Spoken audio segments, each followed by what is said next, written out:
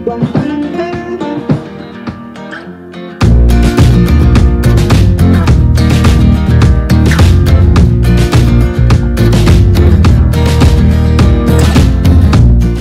is Dr. Aldrin Tenerife Sacristan, and I am inviting you to join me in Kuya Prof TV to learn something cool, useful, and a life-changing tool.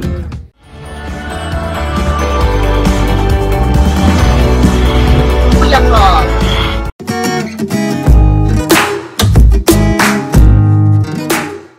Hi, this is Dr. Aldrin Tenerife Sacristan, and welcome to Kuya Prof TV.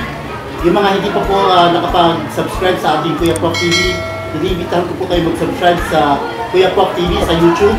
At kung gusto po ninyo magpa-coach one-on-one or personal online, pwede po kayong tumawag sa 0932-849-3842 o mag-email sa kuyaprof@gmail.com.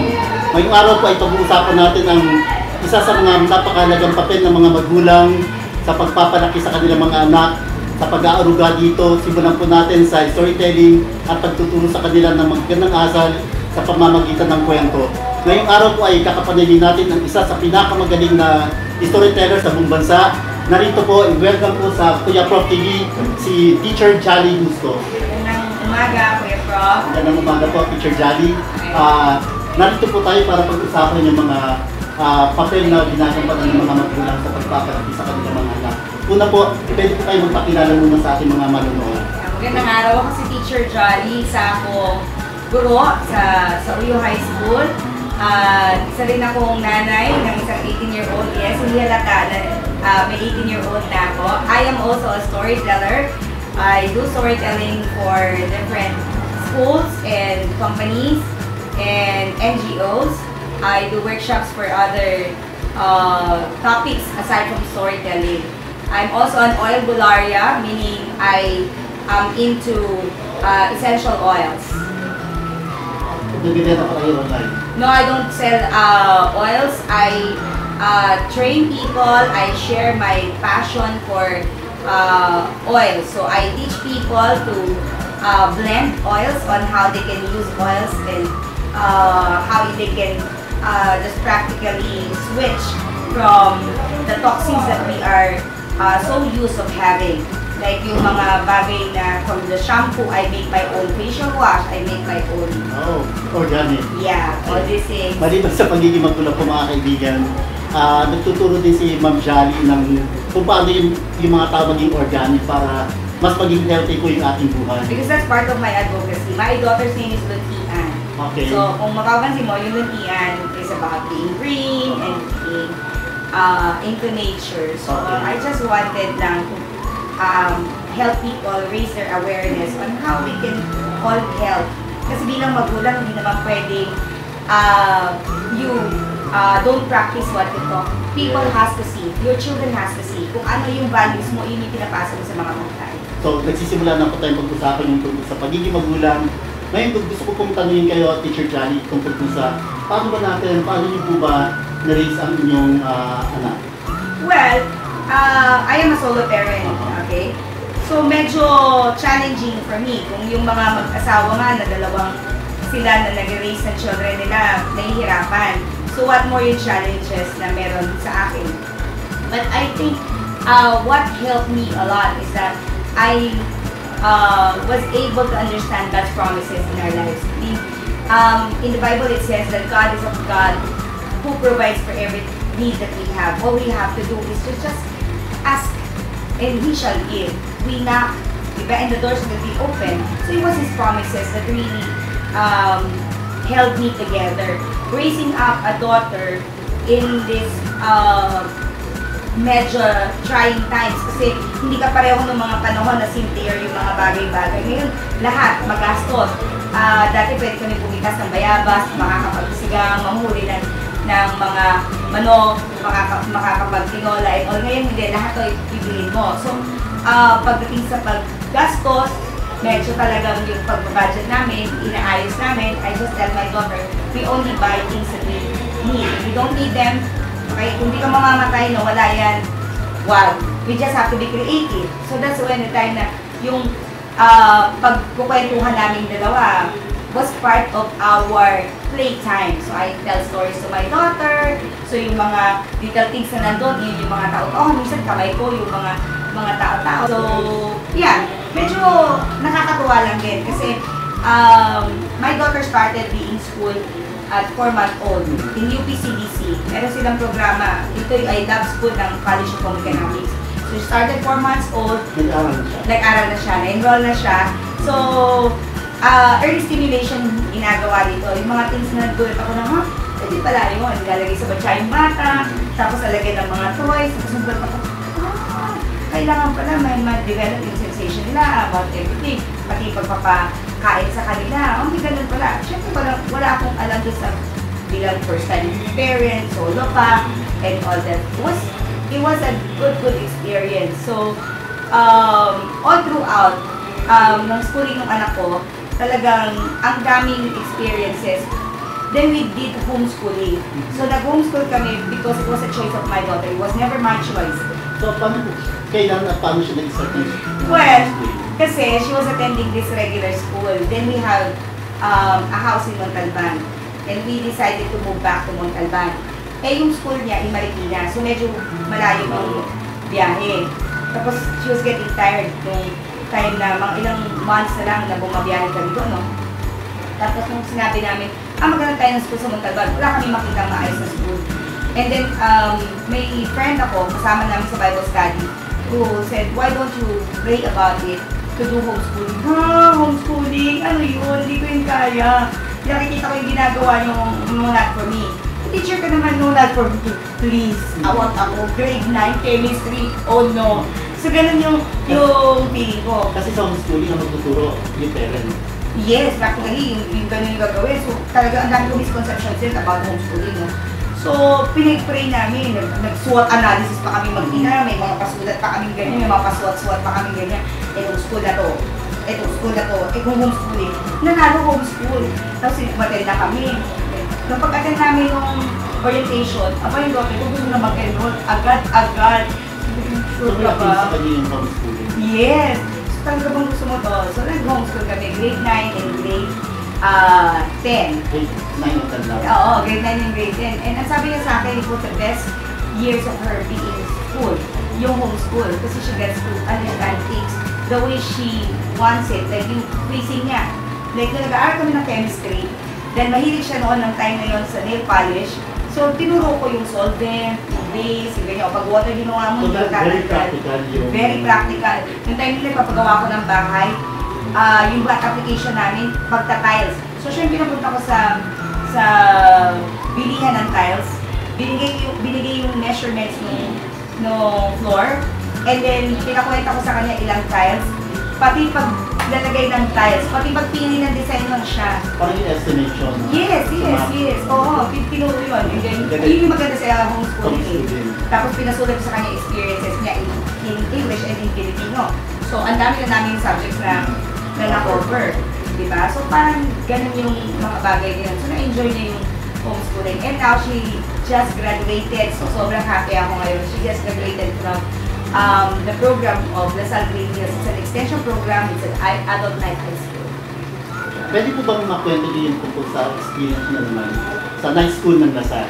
Okay. Adult Night High School is a program na kung saan hindi ka mamumblema na mahal ang isang LaSallian education. Alam naman natin pag sinabing LaSalle, kalidad. Kalidad. At syempre, kahit naman sa damit, basta di quality yan, may presyo. Pero ang LaSalle, kaya talagang blessing talaga na binigay ng Lord sa akin to. 400 this year, pero nung time namin, 325 per year. This is per year, 325 pesos po tayo. Okay, hindi po to 325,000. Tuition fee yan? Fee. Okay, kasama na doon ang miscellaneous, kasama na doon yung PTA, kasama so, mura-mura, hindi dahilan yung pagiging mahirap para hindi mabigyan ng quality education yung mga bata. True. Yun yung maganda doon. So, it's an adult night high school. Ang pasok nga lang ito, 5 to 9 p.m. So, it gives way doon sa mga tao na nagkatrabaho. Yung mga klase ni Don Ian, sobrang tutuwa ako kasi karamihan sa kanila, inspiring yung story sila. Mga kasambahay sila, mga nagkatrabaho sila, mga nagluluto or karinderya or whatever, na tumutulong sa magulang bago pa pumasok sa eskwela. Hindi sila regular students. At doon mismo sa mga kaklase niya, may natututunan. May natututunan siya, definitely. Kasi meron siyang kasama na lagi yung kinukwento yung bibenta sa kanila ng pagkain sa 63-year-old na lola. Na lagi niya kinukwento sa akin, hindi rin para sa kanya yung gano'n, nai-inspire siya doon. Na minsan sabi niya nga, pagod na ako nanay, pero si lola nga, go pa rin, bunga ako. Yung gano'n, yung daughter ko nakikita niya yung value ng ginagawa ng ibang tao, kaya pati siya nai-inspire. So yun, ang masaya doon, 325 yung binayad namin. Tapos, hindi kasi siya pala absent, hindi rin siya pala late. Nagulat kami, may programa pala yung pandasal. Yung pandasal, pag wala kang late, wala kang absent, may 100 pesos ka per week. So that is how to motivate students to attend classes. Yes! Imagine, pumasok ka lang, ito pa masaya, may Christmas party. Ibang bata, excited Christmas party. Sa kanila, para umatik na Christmas party, babayaran ka ng school ng 400 pesos. Kaya mga kaibigan, yung mga nag-iisip mag-aral pero walang pera at may edad na, pwede tayo sa programa na pinusukan ng anak ni Teacher Jolly sa Dasal. Meron, ngayon ongoing yung inquiry, so you just go to their Facebook page, yung Dasal Green Hills, LSGHNANHS, Adult Night High School. Makikita niyo yun, then inquire lang kayo. Kahit na 63 ka na, kahit 99 ka na, pag gusto mo mag-aral, and they have a lot of programs, hindi lang pang high school, meron din sila tinatawag na Tibet. So kung gusto mo ng dressmaking, gusto mo ng electronics, gusto mo ng welding, ang dami nilang pwedeng ituro. May bookkeeping, may hairdressing, may cosmetology, sobrang dami ng pwedeng ituro. So hindi pwedeng maging hadlang yung kahirapan, yung sabihin na, ay, solo parent ako, hindi ito mangyayari. Ikaw ang mag-limit sa sarili mo because God is limitless. Okay? Pinrovide ka ng Panginoon, gamitin mo kung ano yung meron dyan. Nakita ko nga po, Teacher Johnny, dun sa mga post niyo sa FB na si Luntian graduate. Yes, yes. You said you're very proud as parent. Oo, sobrang proud ako kasi sabi ko nga, she did not get any academic medals, but she's academically excellent, okay? But what I wanted her to understand is that she's wearing the biggest crown. I wanted a daughter whose character is built upon the words of the Lord. It doesn't matter if you're wearing all the medals, pero wala kang pagkakapatao, wala kang takot sa Diyos, hindi ka marunong magrespeto. I would rather have a daughter whose mind, whose academic skills are just average, okay na ako doon. Pero ang taas ng people skills, ang taas ng pagrespeto, yung lordship, kilala niya kung sino ang Diyos. Mas importante sa akin ang character than academics. At sa medal. Yeah. Okay. Napakagandang karanasan yan at nakaka-inspire talaga para marinig ng mga ibang parents kung paano natin masigit na pahalagahan yung ating mga anak at kung paano natin sila dapat mahalin at bigyan ng suporta para mas maabot nila ang kanilang mga pangarap. Teacher Jolly, gusto ko rin pong malaman yung inyong relationship. Parang nakita ko very close kayo, talaga magkaibigan. Talagang ganun po nyo pipili na maging magkaibigan kayo ng inyong anak. Yes, actually, magkaibigan kami with boundaries.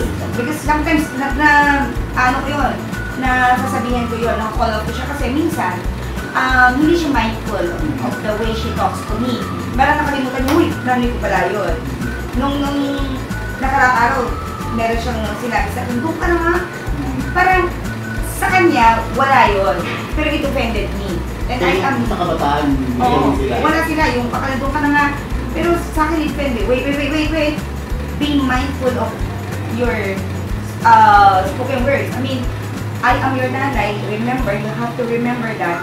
Sabi kong ganon, it's a conscious language. I am teaching my daughter yung consciousness, yung conscious yung iniisip, conscious yung sinasabi, para hindi ka nagkakamali. So you have to be conscious, nanay mo ako. You have to be conscious kung anong words or anong language yung gagamitin mo sa akin, anong tono yung gagamitin mo sa akin. Because it will also help them understand. Parang, nagawa ko to, kasi hindi ko sinasadya. Ayoko nang hindi sinasadya moments. So yan po yung binabanggit nyo nung minsan nag-usap tayo po sa mindfulness? Yes. sa internet, ang dami resources about being mindful. Alam mo yan, yung iniisip mo, yung conscious language, pag sinabi mo mangyayari to, pag na-visualize mo, magtatagumpay ako kasi conscious yung mind mo, mindful ka. So lahat ng gagawin mo, patungo dun sa pagtatagumpay. So sinabi mo, you're mindful of what you do. So pag nagsulat ka ng paper, alam mo dapat, grammatically correct yan. Walang errors yan, maayos yan, yung spacing yan, kasi mindful ka, kasi conscious ka. Yun yung magbibigay sa'yo ng success. Yun yung sasabi natin, simple way of teaching your children to understand ano God's design sa'yo. Yung God's design sa'yo is to be like Him. You were made in the image and likeness of the Lord. Therefore, ano yung purpose ng Lord sa'yo? Diba? To be like Him. Diba? Bakit mabubuting bagay lang yung gagawin? Yes. Kasi diba, ang goal naman natin is to be Christ-like. Diba? Hindi, alam ko ang dami ngayon yung idols. Ako ang hindi ko naman mag-Korean novela. Kayo rin ba? Gusto niyo yung Korean novela? Hindi ko mag-Korean novela. Pero growing up, hindi kasi ako talaga nagkaroon ng parang idol ko si ganito. Reactive pa na gano'n. Hindi talaga ako gano'n. Lumaki nga ako. Suot ko lagi. Alam mo ba, Kuya Aldrin? Hardware na t-shirt. Kung pasok ko sa kolehiyo, ang suot ko yung mga hardware na t-shirt. Mga klase ko. Hardware. Alam mo yun yung mga pinamimigay sa hardware? Tuwing December. Bongga yun. Alam mo ba, yung mga klase ko, naka-Giordano, blowing bubbles, yung mga gano'n, yung mga uso ng panahon, makabaka-idara kita. Yung uso ng mga panahon na yun. Pero ako ang suot ko, mga, construction supply by Ben Hicks. Yung mga gano'n. Pero wala akong pakialam. Did you know that I was already 18 when I had my first pair of jeans na hindi hand-me-down. So gano'n. So kaya dito ko sa daughter ko. First brand new, Yes. Yung time brand new ko. So dito ko sa daughter ko. Sabi sa daughter ko, until mag-rip na yan, tsaka ka lang magkaganyan. Mindful ka o yung mga gamit mo, maayos ka. So hindi ka pwedeng mawalan. Hindi pwedeng sabihin sa akin na uwi ka. Di ba may mga bata ngayon, wala ng pencil, pag-uwi, bagong pencil. Reklamo yan ng mga kaibigan ko. Pero anak ko, hindi pwede ka mawalan. Kasi pag nawalan ka, hindi ko pa i-replention. Kasi dapat nag-ingat ka. So yun yung sabi natin mindfulness. Bantayan mo yung gamit mo. Hindi ka pwedeng parang wala sa sarili. Bawal din sa akin. So ganun niyo po pinapalaki yung anak niyo? Yes. Even my students, I tell my students to be mindful. Kung paano ko tinitreat yung daughter ko, because she's my own, I treat my students the same way. Kung sinasabi ko sa mga bata, biblical yung perspective ko. Diba? Sabi ng Lord, God is sickness is own. So, because they are my own, may ownership ako dun sa mga bata. Mahal ko yung mga estudyante ko. So, I have to discipline them. Minsan, you have to be tough to show them love. Kailangan yun, importante yun. Yung discipline. Sabi nga ng Bible, diba? Spare the rod, spoil the child. Pag hindi mo sila tinuruan, baka hindi nila alam na mali na yung ginagawa. At minsan okay lang na masaktan sila sa mapahama. Of course. Kailangan yun. Kailangan sabihin mo sa kanila kasi walang ibang magsasabi sa'yo eh. Diba? Minsan yung amoy putok nila, yung mga buhok nilang kakaiba, tingin mo ba bagay yan? Pinaganda mo ba yan? Yung mga lipstick nyo, pwede kayo magka-cancer. Tantanan mo na yung lipstick na yan. Maraming lipstick na mura, oo. Pero ang mangyayari dyan, yung bibig mo, baka nagpapasok ka na ng chemicals saan. Pag nagkahanap buhay kayo, makakabit kayo ng lipstick, ng pampaganda na tama doon sa katawan natin na hindi magkakaroon ng harm effects in the long run. So yun, sabi ko, hindi mo pinakaganda yan si Carl, hindi siya nakaganda kasi maganda ka as you are, yung natural beauty mo. Okay na yan. Gusto mo ba ng tip mula doon sa mga lumimit kong mga bilibin para fresh ang look? Ganito lang. Nakaka-fresh yan. Yung mga kaibigan, dapat sinusunod din natin yung ganyan mga tips ni Teacher Jolly para hindi magastos. As safe. Tama. Safe yun. Kung pala yung ganito mo, magigising ka pa. Kasi sampal-sampalin yung sarili mo. Alam mo kanino ko nakuha yan sa mga beauty queens. Kasi I train also mga celebrities. Because of storytelling. So I get to meet a lot of celebrities. So, mga artista, basketball player, beauty queens. So kung pag nagkukwentuhan kami ng mga ganito, sila yung mga nagbibigay ng mga tips. O paano papalakayin yung mata. O paano magmumukhang matangkad. Yung mga ganyan, ay dami ko mga tips na ganyan. Okay, yan po mga kaibigan sa susunod na segment ng Kuya Prof TV. Pag-uusapan po naman natin yung tungkol sa pagiging storyteller ni Teacher Jolly at sa pagiging author niya. So, sa dulo po Teacher Jolly, tungkol po din sa pagiging parent din. May nais po ba kayong ibahagi sa mga parents natin, mga tips kung paano mas higit nilang maaalagaan at mapapalaki ng maayos yung kanilang mga anak. Well, una, you put God first. So, lagi yun. God placed you as parents, okay? And not the other way around. Hindi sila yung parent ninyo. So, wag niyong sabihin na, hindi kasi kaya kasi ayaw ng anak ko Ikaw ang masusunod kasi ikaw ang parent. Yun ang placement na inilagay sa inyo ng Lord. Huwag niyong babalik na rin. Yun ang natural order. Sometimes, you have to make sure na yung disiplina ay nandoon. Pero, nakikita din ng mga bata, naiintindihan nila kung bakit sila kailangan disiplinahin. Kasi minsan na nangyayari, hayaan muna natin sila. Sige sila. Tapos, kapag pikon na ka na, tsaka mo palang sisituhin. Mahirap nang baliin yun. Dapat, pag umpisa pa lang, nakakita ka na nang hindi mo magugustuhan at alam mo posible siyang mapahamak, i-call off mo na yung attention para alam niya na hindi pala pwede yun. So, discipline is part of God's design for you. Huwag matakot magdisiplina ng mga bata. Huwag lang mananakit. Iba naman yung pananakit na ginagawa. Ako, namamalo, gusto mo tanong, ito namamalo ako, yes, namamalo ako. Okay? Namamalo ako. Pero, conscious ako. Yun nga sabi, hanggang saan ako pwedeng mamalo. Diba? At aling bahagi ng katawan, yung pwede kong palutin. Tama nga mga kaibigan, yung pamamalo ay iba talaga sa pagmamaltrato. So, yung pamamalo may kasama pagmamahal yan. Yung pagmamaltrato, punong-puno ng galit ang kasama niyan. Kaya mga kaibigan, naway natuto po tayo ng marami kay Teacher Johnny sa mga ibinahagi niya sa pagpapalaki sa ating mga anak, sa pagiging magulang, dahil ang pagiging magulang ay hindi lang nasa dugo, higit sa lahat ito ay nasa puso. Muli, ito si Kuya Prof na nag-iwan sa inyo ng Change Your Life Now by Changing Your Mindset. Kilos-kilos! Ayo!